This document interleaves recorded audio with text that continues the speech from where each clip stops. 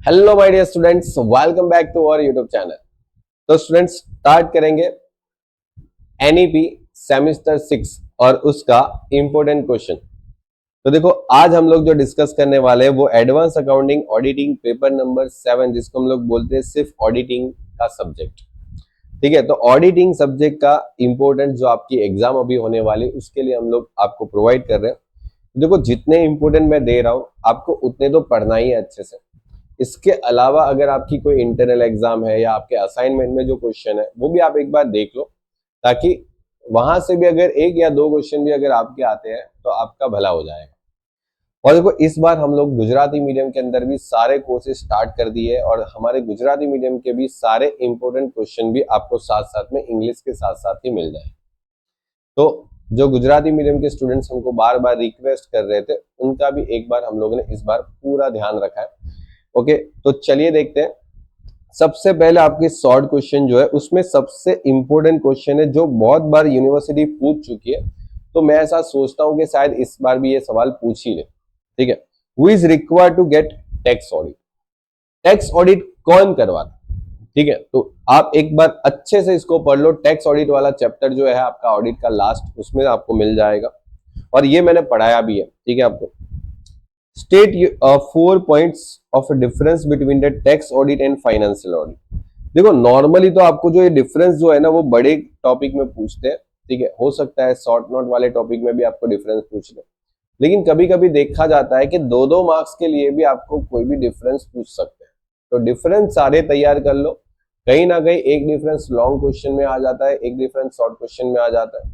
ठीक है, चलो यहां पर next, what information is required to be obtained before formulating an audit program? मतलब आपको ऑडिट प्रोग्राम तैयार करने से पहले आपको कौन कौन सी इंफॉर्मेशन की जरूरत होती है?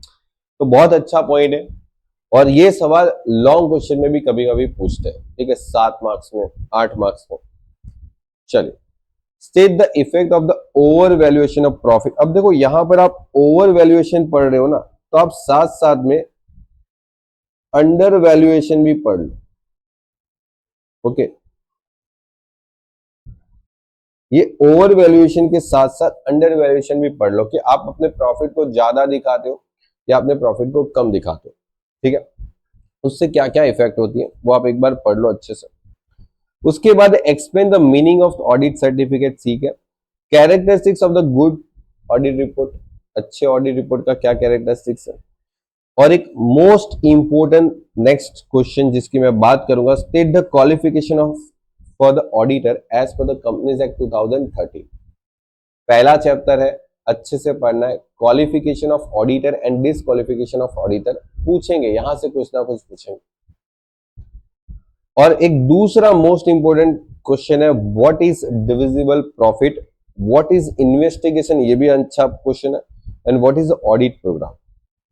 ठीक है, फिर उसके बाद देखो आपको यहां पर पूछा गया है कि state the difference between इंटीरियम dividend and final dividend, describe 4 characteristics of the cost audit. ये एक अच्छा टॉपिक है। कॉस्ट ऑडिट के कोई भी 4 कैरेक्टरिस्टिक्स बताने आपको।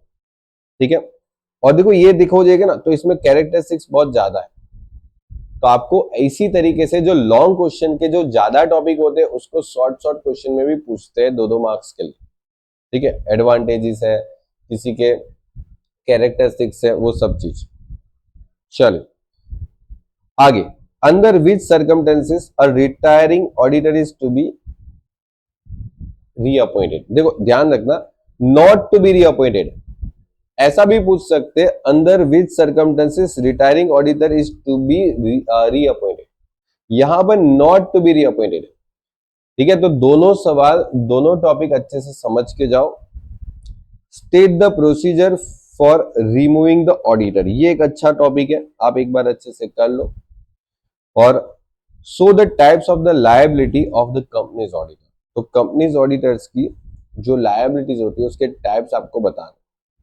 ठीक है, तो देखो मैंने जितने क्वेश्चन दिए शॉर्ट क्वेश्चन, अब ये हो गए स्पेशली शॉर्ट क्वेश्चन है जिसमें आपको पास ईयर के पेपर में या आपके इंटरनल के अंदर कंप्लीटली पूछे भी होंगे। यहाँ से कुछ शॉर्ट क्वेश्चन ऐसे भी होते हैं जो लॉन्ग क्वेश्चन में से भी बनाए जाते हैं, जैसे अभी हम लोग पढ़ने वाले next topic long question, prepare the audit programme for the account of the commerce college. अब देखो इस साल है ना आपके सिलेबस में एक टॉपिक ऐड किया गया जिसमें आपको पूछ सकते हैं prepare the audit programme of the account of the commerce college. अब कॉमर्स कॉलेज के जगह पर आपको पूछ भी सकते हैं प्राइवेट कंपनी। ये मैं आपको इसलिए दे रहा हूं क्योंकि आपका जो न्यू सिलेबस आया है ना बच्चे, वो न्यू सिलेबस के अंदर इसको स्पेशली बोला गया है कि प्राइवेट लिमिटेड कंपनी का आपको ऑडिट प्रोग्राम बनाना है, ठीक है, प्रिपेयर करना है, तो वो आपको पूछ सकते हैं। वैसे देखो चांसेस कॉमर्स कॉलेज वाले ज्यादा है, लेकिन अगर थोड़ा सा पेपर टफ निकालना है तो यार प्राइवेट कंपनी वाला पूछ सकते हैं क्योंकि वो आपके बुक्स में नहीं है। और वो प्राइवेट कंपनी वाला जो क्वेश्चन है वो मैं आपको 1 या 2 दिन के अंदर पूरा प्रोवाइड कर दूंगा, ठीक है, तो वहां से आप एक बार पढ़ लेना। ओके, चलिए उसके बाद next, explain the meaning of the audit programme and explain the point to be keep in mind during the audit programme. Okay, मतलब ऑडिट प्रोग्राम करने के टाइम पे आपको कौन कौन से पॉइंट अपने माइंड में रखने चाहिए। And prepare the audit programme of the women college. अब देखो मैंने आपको यहां पर और करके दिया, कभी कभी ये सेम सिंपल क्वेश्चन को वो लोग थोड़ा और कॉम्प्लिकेटेड करके पूछते हैं और बड़े से क्वेश्चन में 14 मार्क्स के लिए पूछ सकते हैं ऐसा। मतलब आपको उसका मीनिंग भी पूछ लिया, उसके पॉइंट कौन कौन से आपको ध्यान में रखने वो भी पूछ लिया, और आपको प्रिपेयर करना ऑडिट प्रोग्राम ऑफ कोई भी वुमेन्स कॉलेज का बता दिया।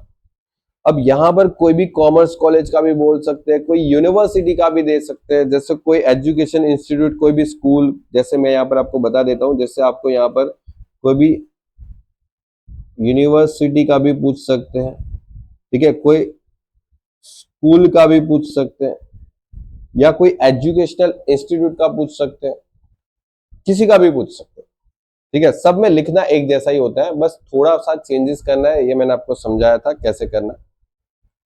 चलिए एक दूसरी बात है, what is dividend. Short question में 2 मार्क्स में भी पूछ सकते हैं। और explain the detail about the इंटीरियम dividend and annual dividend. Okay, explain the criminal liability of auditor, और एक और भी लायबिलिटी है auditors liability toward the third party. Okay, होता है ऐसा। ओके, चल discuss the guidelines in calculation of the divisible profit. ये डिविजिबल प्रॉफिट है ना जो आपको यहां पर पूछा था, और शॉर्ट क्वेश्चन में पूछा था व्हाट इज डिविजिबल प्रॉफिट, तो उसके साथ भी पूछ सकते हैं what is the divisible profit and discuss the guidelines in calculating a divisible profit. ध्यान रखना, discuss the point to be keep in mind while investigation on the behalf of the business purchase.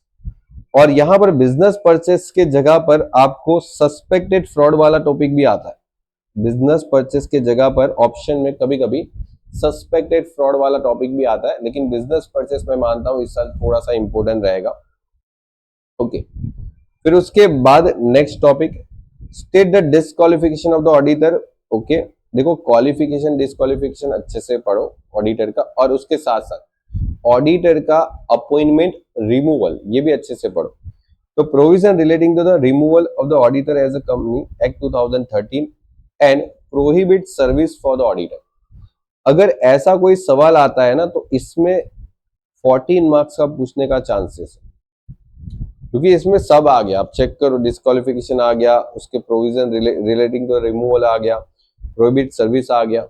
अब इसके साथ साथ disqualification के साथ साथ आपको ऐसा भी पूछ सकते हैं उसके अपॉइंटमेंट के बारे में लिखो, ठीक है। फर्स्ट ऑडिटर का अपॉइंटमेंट कैसे होता है, सब्सिक्वेंट ऑडिटर का अपॉइंटमेंट कैसे होता है, गवर्नमेंट कंपनी के ऑडिटर का अपॉइंटमेंट कैसे होता है, ठीक है, कैजुअल वैकेंसी का अपॉइंटमेंट फिलअप कैसे होता है, सब कुछ पूछ सकते हैं, ठीक है। आगे बढ़ेंगे, राइट ऑफ द ऑडिटर, ठीक है, सिंपल सा पॉइंट है। State the point to B consider while the investigation. अब ये तो हम लोगों ने यहां पर भी पढ़ लिया, ठीक है, कि इन्वेस्टिगेशन के टाइम पे कौन से पॉइंट अलग से भी पूछ सकते हैं, सिर्फ 7 मार्क्स में। बड़ा सा क्वेश्चन बना के 14 में भी पूछ सकते हैं, साथ साथ में ये सब डाल देंगे, ठीक है। चलिए उसके बाद characteristics of good audit report. एक अच्छा ऑडिट रिपोर्ट के क्या कैरेक्टरिस्टिक्स हो सकते हैं, शॉर्ट में कभी कभी 2 मार्क्स में भी पूछ सकते हैं। सिर्फ उसके कैरेक्टरिस्टिक्स जो है एक्सप्लेन करने आपको, यहाँ पर डिटेल में एक्सप्लेन करना है, और एक बहुत इंपॉर्टेंट सवाल, explain the provision of section 44AB regarding the tax audit. ये आपको मैंने पढ़ाया था, अच्छे से करना। और एक और सवाल है, explain about the EDP audit. ठीक है, ईडीपी ऑडिट में देखो नॉर्मली आपको कुछ समझने जैसा होता नहीं है, बस एक बार याद करना है। ठीक है, जो आपका ईडीपी ऑडिट है उसके बारे में। चल बात करेंगे next topic, most important clean report और क्वालिफाइड रिपोर्ट, जिसको डिफेक्टिव रिपोर्ट और नॉन डिफेक्टिव रिपोर्ट भी बोलते हैं। दूसरा एक मोस्ट इंपोर्टेंट है audit report and audit certificate और ऑडिटिंग एंड इन्वेस्टिगेशन। बस इतने इंपॉर्टेंट तो है, इतने तो आपको करने अच्छे से। ये अगर आप नहीं भी करोगे तो चलेगा, और इसको कभी कभी शॉर्ट क्वेश्चन में भी 2 मार्क्स में पूछे गए। ठीक है, तो वहां पर से भी दो तीन तीन टॉपिक सब में पढ़ लो, मैं तो बोलता हूँ ये इतने थियरी। ठीक है, लेकिन जो मैंने बताया वो अच्छे से कर, क्योंकि यहां से अगर आपका टॉपिक आता है तो लगभग 7 मार्क्स, या शॉर्ट नोट में पूछा तो 4 मार्क्स आपके कवर हो जाएंगे। चल राइट द शॉर्ट नोट।